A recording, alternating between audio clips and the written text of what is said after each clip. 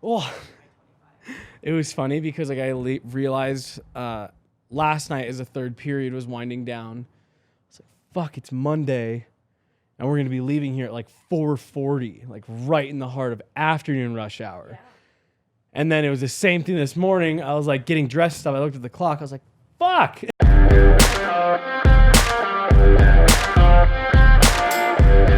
Welcome in to another episode of DNVR Avalanche at the Rink, hosted by Meghan, Angley, and Montano. We're back with another episode. I always say that we're really excited to do it, but it feels like we've gotten lucky the last few times to be able to do this right after they've won a game. Yeah, I know. So it always feels better to talk about on the heels of a win, but there's a lot of things to unpack. And I'm just excited to talk to you every week, Meghan. I'm always excited. I was telling yeah earlier, like this is one of my favorite pods to do now. I look forward to it each time, and it's still true. I'm really excited to make this bigger and better every week. And the topics for today are exciting. The first one is one that you wrote about, so I'm really excited to talk about it on I always here. love talking about things that I did. This one, I feel like if you haven't heard about it yet, well, you're obviously about to hear about it. Yeah. It's the 2023 World Women's Championship. It just wrapped up on the 15th. Can I interrupt you? Is Absolutely. it? I went back and forth and I tried to find. Was it the U18 World Championships or World Juniors? I didn't find anywhere where it was listed as World Juniors. It's just U18 World Champion, Women's World Championship. So here's my understanding. I think it is World Juniors, but the name for it was World Championship. Okay. Because when I would look for it, I would find it on the International Ice Hockey Federation's website where World Juniors is hosted from. And in past tournaments, I've seen it written as World Championship. So it could be just the naming is a little bit different. Because that was what took me the longest, like, of this entire section that I wrote in the blog this week about what we're about to talk about. Was just trying to figure out if I was writing it correctly, World Championships and not World Juniors. Right, addressing it the right way. Right. I also ran into that. I think we can rightfully call it the World Championship. World Championships, but perfect. I think when we talk about it and draw comparisons to World Juniors, I still think that's appropriate. The closer parallel, yeah. And the U18 is a good call out too, because that gives you a frame of reference for the other players competing in this tournament. That's great, yep. It was Canada who got the gold medal. I think it was Sweden silver, USA bronze. Yep. 10-0 in the gold medal game. Canada continues to be a powerhouse for hockey, but there's an emerging talent that headlined this tournament. The points leader, 14-year-old Nella Lapushinova. 14. Incredible. 14. I just want to make sure that everyone caught that. We're going to probably bring that up several times when we unpack what this means, because not only is she the points leader in this tournament, her team, the Slovakian team, was eliminated from the medal games, but through 5 games, she had 9 goals, 3 assists, the most of any in the tournament. And what I thought was most impressive about her, and there's a highlight reel you could find on YouTube, I think TSN put it out, but there's a few now, where you could see every goal scored in this tournament. And what I think is really interesting about this player is the way that she scores a number of different ways. Yeah. So that was, I had to arm wrestle you for who got to write about her this week. But all we knew is that we wanted to talk about her on the show. There's a couple things here that are so fascinating to me about this situation.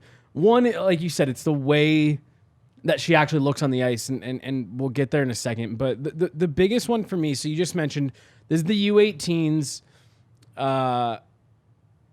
and Canada won the gold, right? So we've become very accustomed to, over the last, Meghan, 2 decades, it's the U.S. and Canada. For women's hockey, there's fun games. It's always a great tournament. It's always one of my favorite parts of the Winter Olympics. But with like pretty close to certainty, it's going to be the U.S. and Canada in the gold medal game for the highest level. And again, that doesn't make the games any less fun, but you do end up with some blowouts like what we saw the other night, 10-0. So when you watch these women's tournaments, the other teams are good, but there's a clear, in my opinion, skill gap between U.S., Canada, everybody else, right? For the most part in these tournaments. And so it's Slovakian, right? Yes. You have, I'm not going to attempt the last name right now without having it in front of me. Lapushinova, 14 years old, out of Slovakia. who looks a step ahead of even the women on the U.S. and Canadian top teams, not necessarily U18. Obviously, you want to see her out there with Marie-Philippe Poulin right now. There's probably still a bit of a gap. The point being, for her being 14 years old, I don't think that gap is very big between her and someone like a Marie-Philippe Poulin. And that's the part that is crazy, is what is she going to do for this sport in general? How disruptive is this one player going to be? What is that going to mean for some of the Slovakian girls that are coming behind her, playing on the same teams with her? You know, some of these girls that are on this U18 team right now, how is this going to change the landscape of the way that women's hockey looks, you know, once she's finally old enough to compete in those main tournaments? So we have at least one more Olympic cycle that I don't think she'd be eligible for. But then after that, how is this literally going to change the way that the women's game looks for seriously 20 years? She looks to be that level of elite. And what stands out to me the most about her, Meghan, you mentioned different ways she's scoring. She looks like a powerful player. Like her stride looks strong. She looks hard to take off the puck. And I hope this doesn't come off the wrong way, but that is one thing that I think you miss with not all of the players, but a lot of the players in women's hockey. I mean, you know, it's just they have a lot more skaters, kind of like a Connor McDavid, where they float across the ice, right? They're really good, you know, agile skaters, but you don't have any of those people, you know, any of those players like Nathan McKinnon or like Val Nichushkin, who are just like heavy, powerful players. She drives the net. Like, she does not shy away from contact. She leans into defenders. She looks like she's a powerful player and a powerful skater and is not afraid to go to the net. And then she's got the hands. I would love to know who she's working with, whether it be coaching or, you know, off-season training with other players or whatever, because there is an it factor to her game where she seriously, from the exposure we got to her in this tournament, she does not look like there is a weak spot in her game for being 14. It's always the caveat. There's always growth 100%. left. This girl's 14 years old. And like I said, the way that she is willing to attack the middle of the ice, like I said, lean on defenders, go to the front of the net, and then you stack all of the skill and all the craziness that I'm sure you're dying to talk about on top of that. And it's just, I don't know.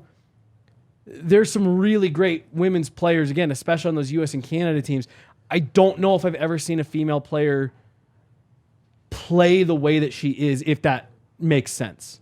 No, it makes a lot of sense. I was laughing as you were talking about it. One of her goals gets scored. She hits her own rebound out of midair. Right. She is tenacious, forcing turnovers in the offensive zone, players unsuspecting. Like, you have to at that point, because she does play aggressive. Yep. And the call that I think is interesting is she has played 10 games with a U16 men's Slovakian team. Okay, yeah. And that might explain some of why the way that she plays is very powerful, because she is playing among young men, understandably, but people have compared her points per game pace to Juraj Slavkovsky, because he played for a U16 men's Slovakian team, and her points per game pace through 10 games is presently higher. So you don't want to get too carried away with that metric. Like, these are 16, you know, young players. But you're talking about a 14-year-old female player. And again, the reason I want to bring that up is nothing against her or female players, but I think there's an important distinction there.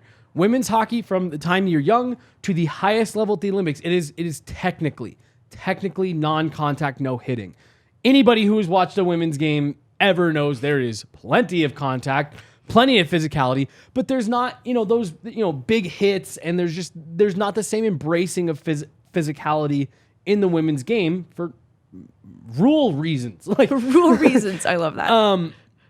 And you can tell the way she plays that she doesn't have to, I'm trying to think of the right way to put this, because I've already used the term shy away from it, that she's used to, you might get hit. You have to, you know, you have to be looking up. You have to be willing to engage with other players. You can just tell that there's a stylistic difference to her game. And now you saying that, she's playing in a league that allows checking. And that is just a small little nuanced difference.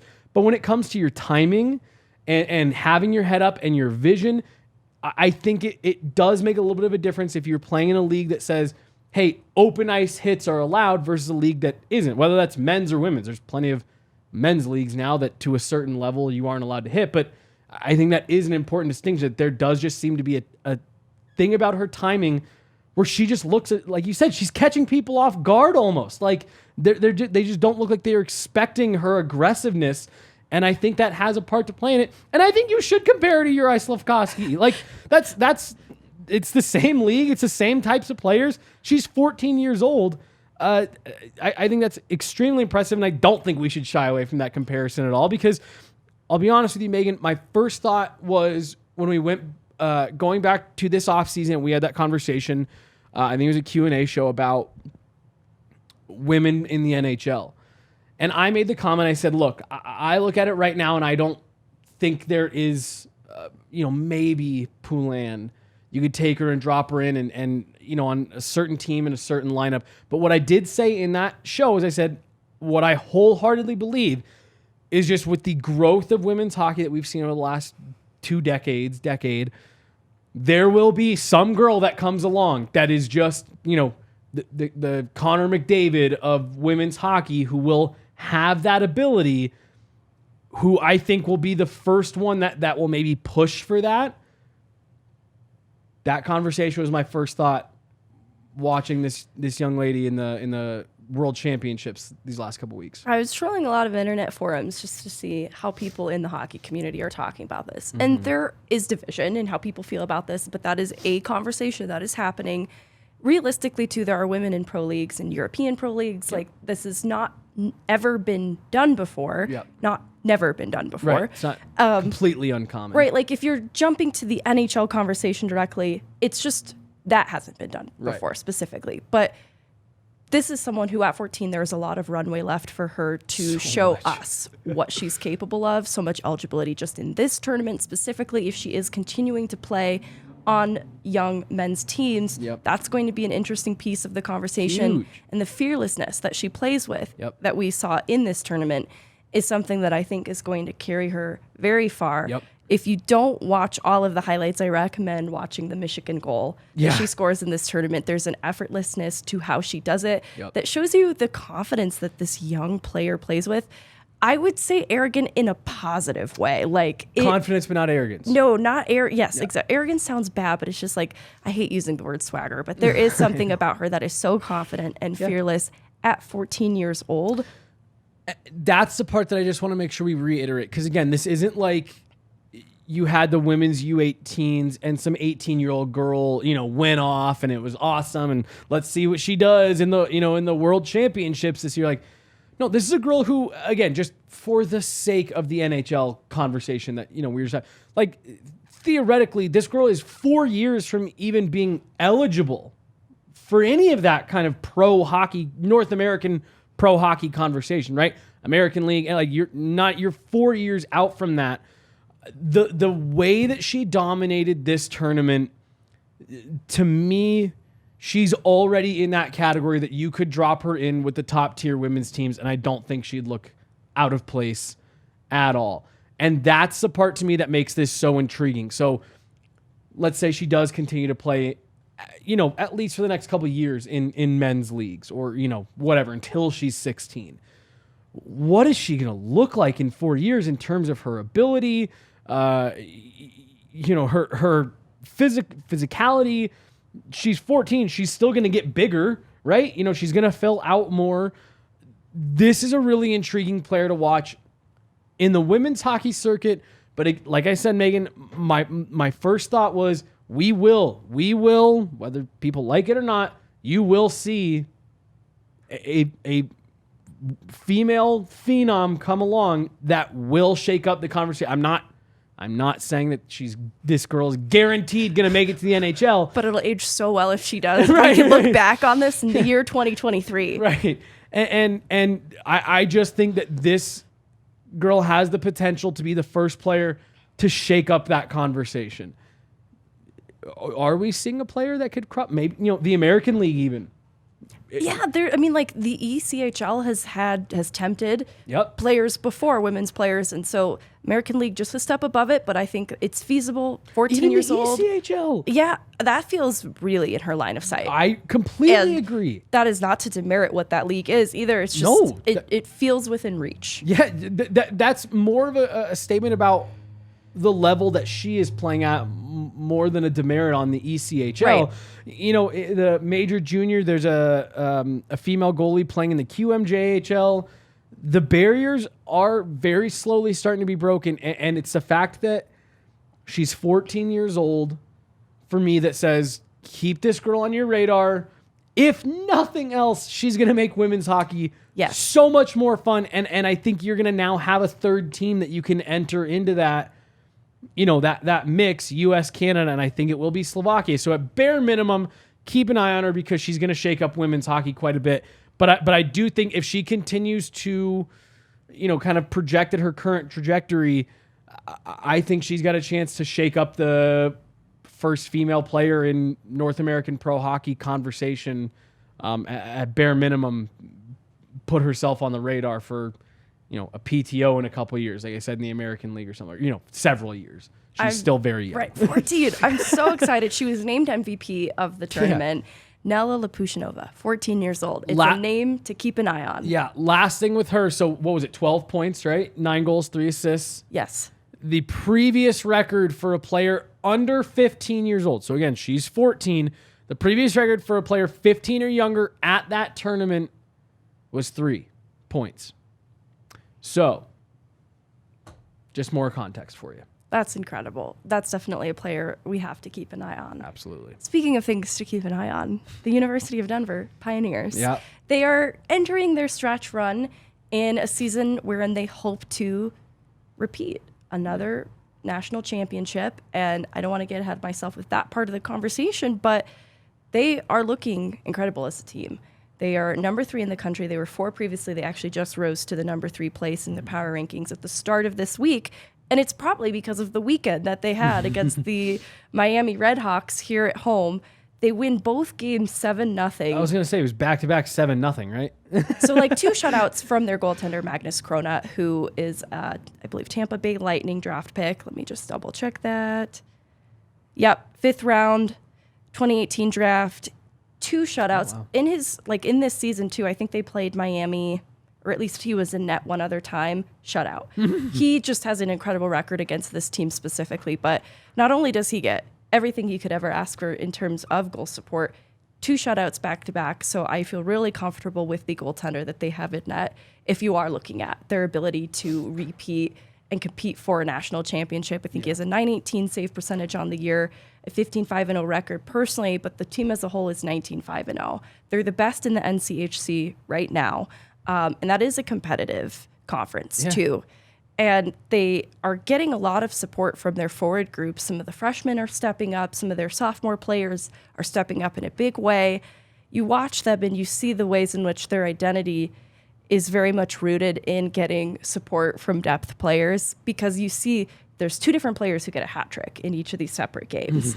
And they're getting on the score sheet in different ways than that too. The parallels between those 2 games, I was laughing because you and I were at the Avs game. We were working at the Avs game. You had been to DU, I think it was the night before, nights before. And you were like, oh man, I've seen 2 back-to-back 7-0 shutouts. I was on Twitter as we were waiting for Jared to come in, and I saw that DU Hockey had tweeted out a 7-0 shutout. And I was like, wow, they were a full 24 hours late. I was like, someone messed up the scheduled tweet.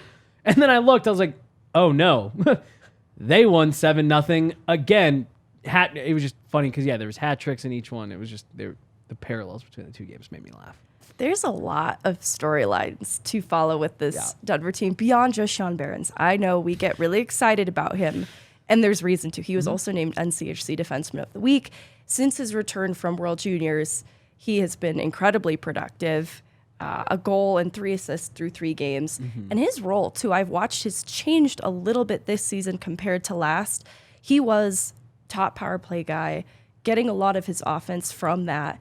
And so the way that he contributed was through production. I'm seeing him be relied upon defensively a lot more. He's the first guy out on the penalty kill. He's really trusted there.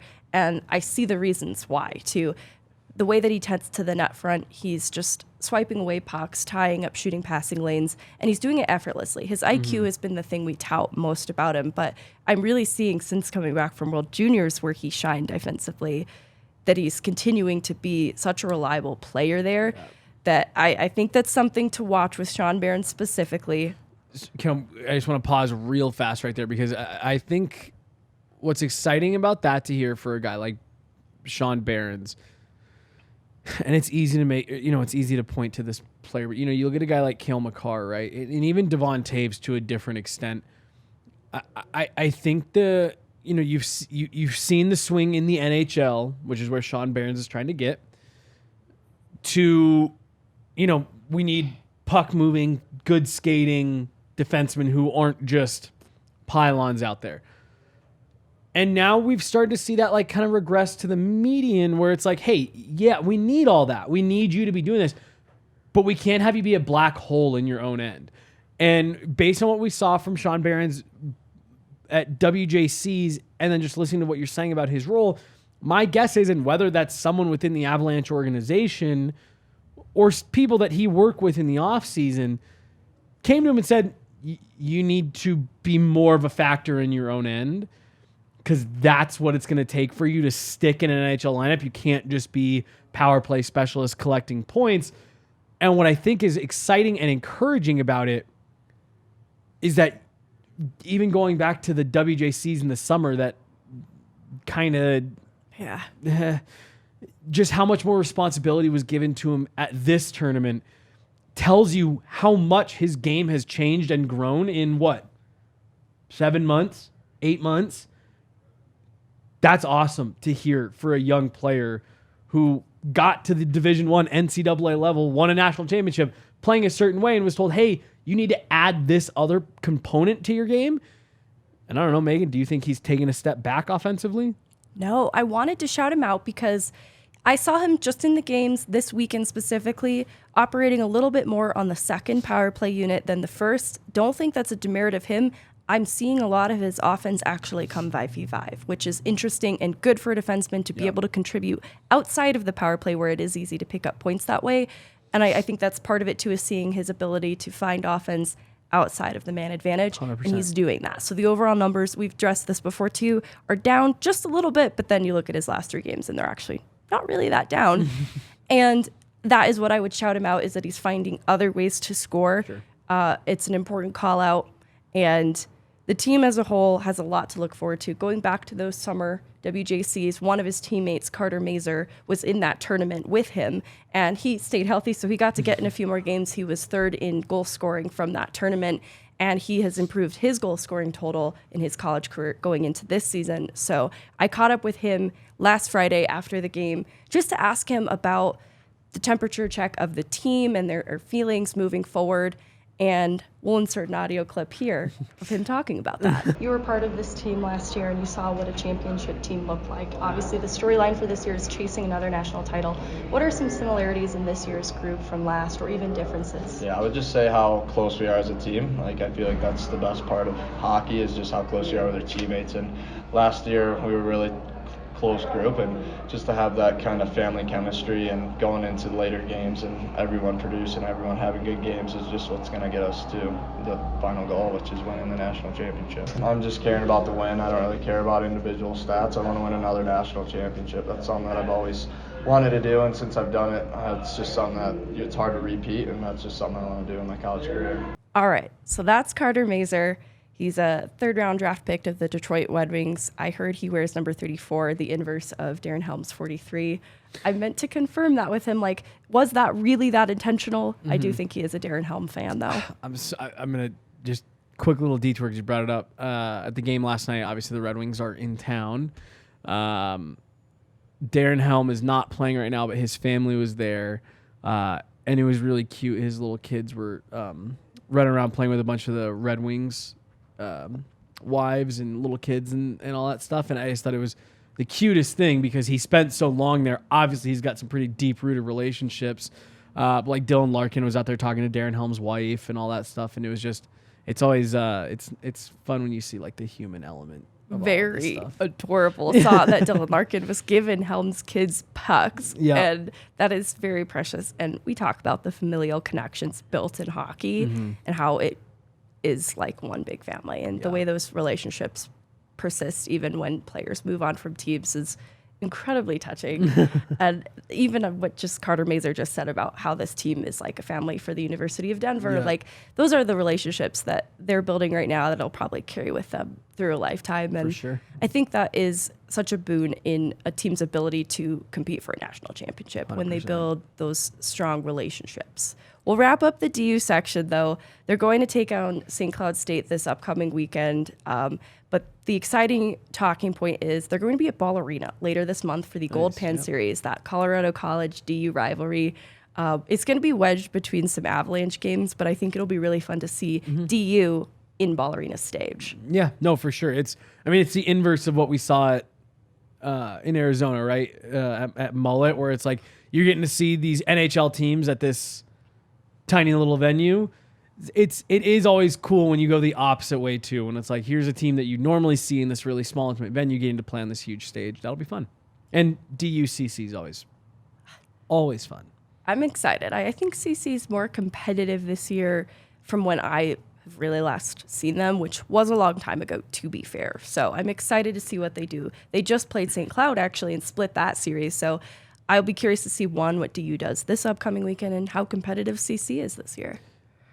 Do you want to know what my issue with NCAA sports has always been? Why I've always struggled to get into them? Yes.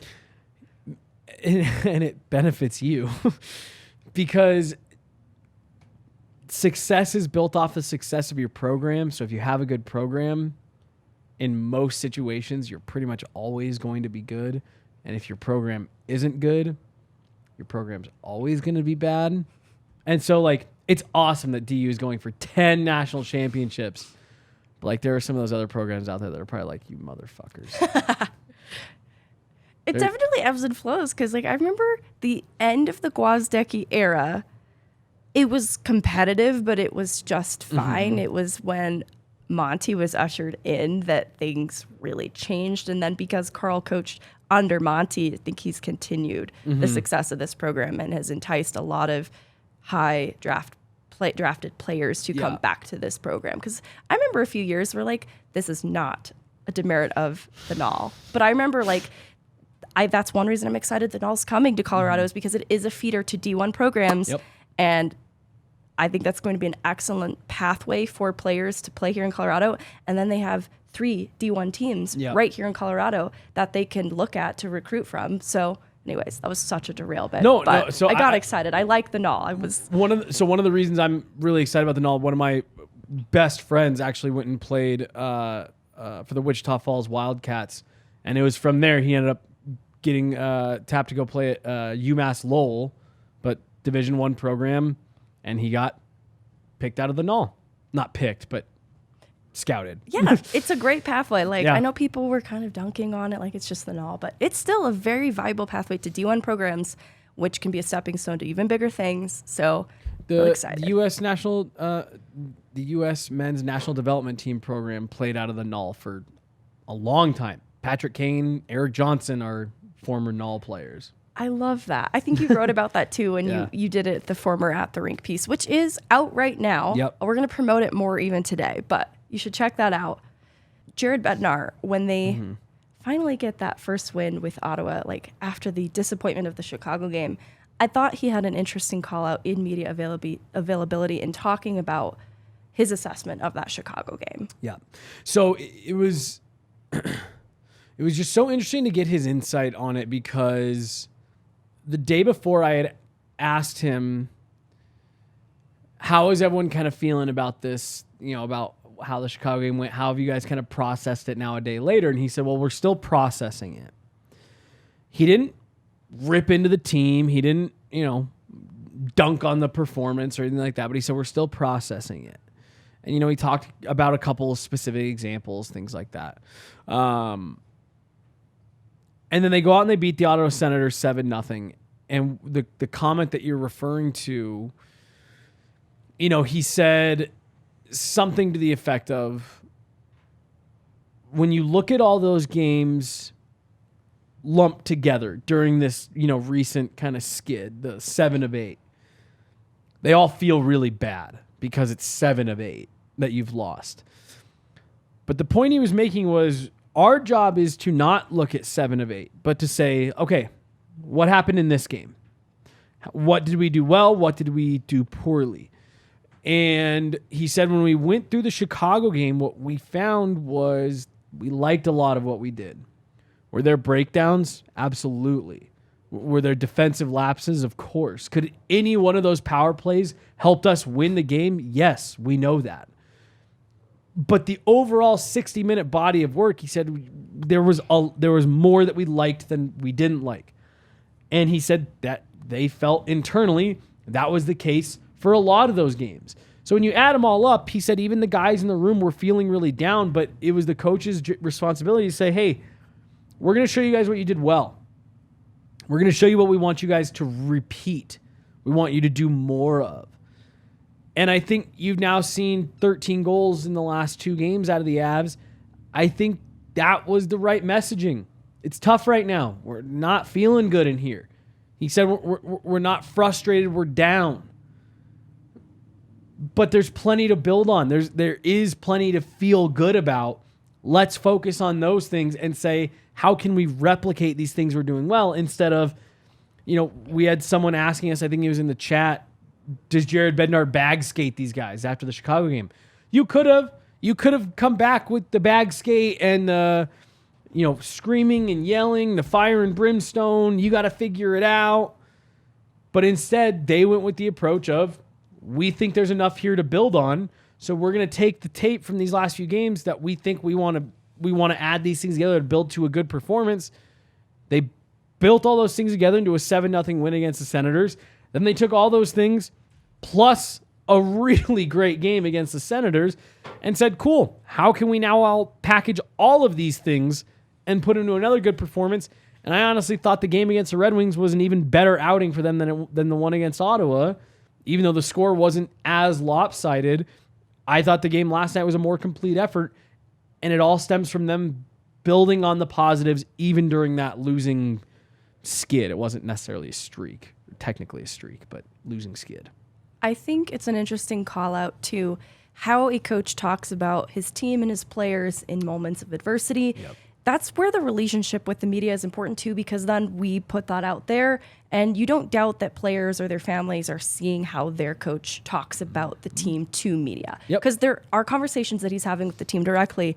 I think it's reaffirming to hear your coach is talking to media, and I don't want to say coming to your defense, but not throwing you under the bus. Right. Acknowledging where parts of the game were not so great, and not completely, though, lamenting how badly they played. And I think that builds a little bit of confidence back where the team was otherwise feeling down, because that was Jared Bednar's diagnosis, that this team is feeling a little bit down. And a smart coach recognizes that if he were to go to media and absolutely obliterate their performance in the Chicago game, that wouldn't benefit that team in any way. And it would only enable the crowd that is already critical of that Chicago game. And so catching up with the team, you were there on that practice on Friday where they have a meeting ahead. I asked Evan Rodriguez about what about the messaging in that meeting was different from past meeting and especially effective for them. We'll give him a listen here. I think you simplify the game. I think when you try to get too cute, that's when you get in trouble.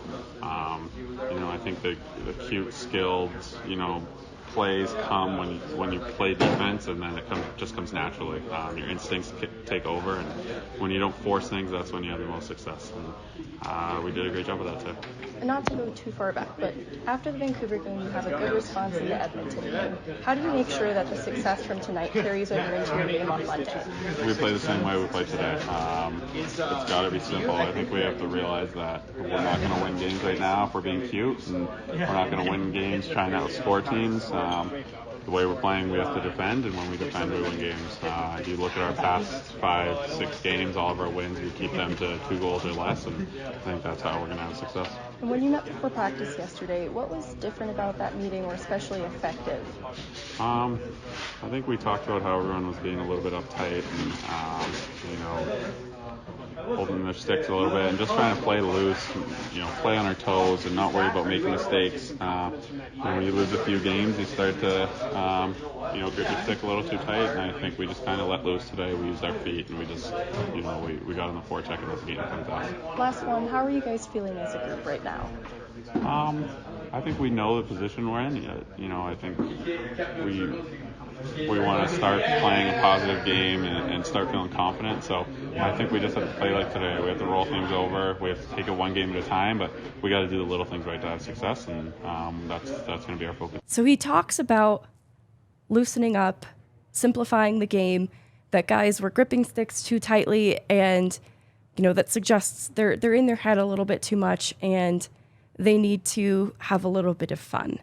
And I think the Ottawa game is a really great example of the ways in which they did have fun. They were moving their feet really well, and they were able to have fun playing hockey again. And I think you talked to other people in the room on Friday that could probably corroborate that sentiment. Yep. And what I think you said there about the gripping the sticks too tight is a great thing to make sure that we talk about, because again, we talk about coaches and you hear about it all the time in hockey and in other sports about, the coach lost the room. And to me, the way you lose a room is when things are, they're going tough, right? Things aren't going well. Things aren't clicking. The reality of it is that maybe the team hadn't been as bad as it felt, but things just weren't going in.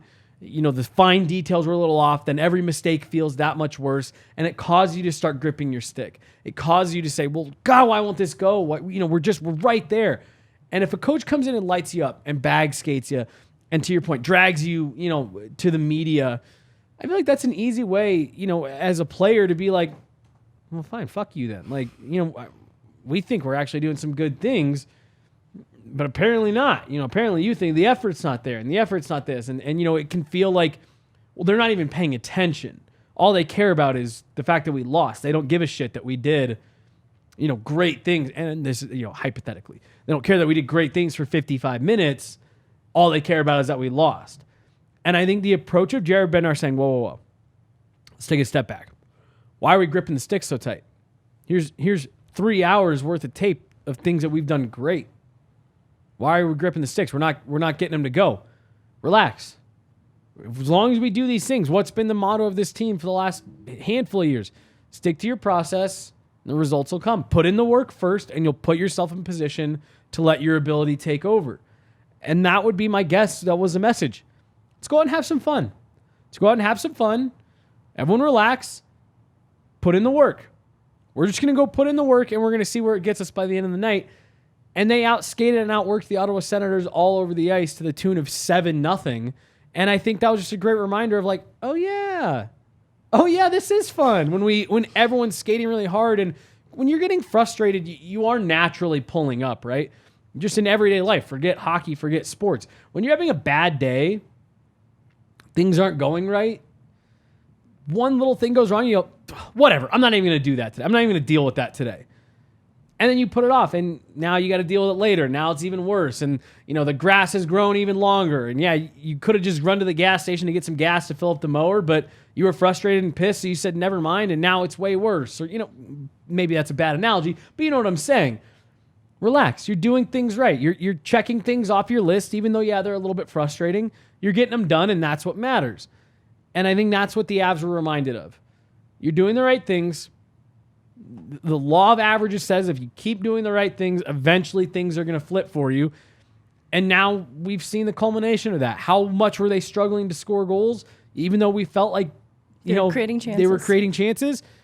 Now you got 13 goals in 2 games, and the floodgates opened a little bit here for a couple days. You're going into Calgary. It's a much better team than the last 2 you've played, but nice reminder, the floodgates opened, and I think it was just a nice reward for them after a couple weeks of really frustrating play. You got some bounces. You got some fortunate luck. Last night, that goalie interference call goes their way. Right. I was surprised. You stick with it and you put in the work, things will flip for you eventually. I think he also saw that his stars players weren't quite looking like themselves, and he catered to them in running the 11-7 structure that alleviated some pressure off the D-core so that players like Devon Toews and Cale Makar might be able to return to form a little bit. And I think as a result, too, he gave a little bit of a longer leash to Newhook. And I loved how excited Bednar was to show Newhook his film from the Ottawa game because of how well he played with just a little bit more runway. Because that does ask a little bit more of some of that forward group than who is spot shifting in those moments. And I think they all rose to the occasion really well. You see Lehkonen get back on the score sheet. McKinnon do what you know McKinnon is capable of. And then Newhook starting to find a little bit of his offense, too, is so important and just feels like a very proper diagnosis of exactly what this team needed right now that Bednar appeared to handle expertly. And again, I just, to your point about him being excited to break down Newhook's tape, again, just going back, it's just another one of the reasons why I think Jared Bednar is such a fantastic coach and, can maybe even be underappreciated here in Denver. And I absolutely think he's one of the most underrated people in the NHL right now. And again, I think that's the way that you keep players engaged with you, right? You're excited to show them what they did well. You just had 2 weeks of really tough games. Alex Newhook has had some stinkers in there.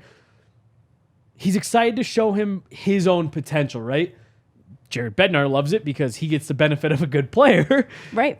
But he likes, instead of saying, why aren't you doing this every night? It's look what you have the potential to do every night, Alex. You have this. You have the shot. You have the offensive ability. You have the instincts in the offensive zone. You've got the skating. Look what happens when you put it all together. Look how fun this is. And again, I think that was a similar mindset, similar messaging as to that extended meeting before practice of we're good. We're good. Everyone's got to take a deep breath. We're fine. It's tough sledding. We got half the season to go. There's a lot of hockey left. We talked about it before. As bad as it felt, the Avs are an average winning streak. You don't even have to rattle off 10 straight games. You're an average winning streak away from being right back into the fold in the Central Division, let alone the wild card. We're good. We're doing good things. Keep doing them, and it'll come. And I think it's that mindset that got this team to flip that switch. What it looks like has flipped the switch. One call out too for Jared Bednar and how I've seen him run practices, especially quieter practices where you can hear what he's saying to them on the ice.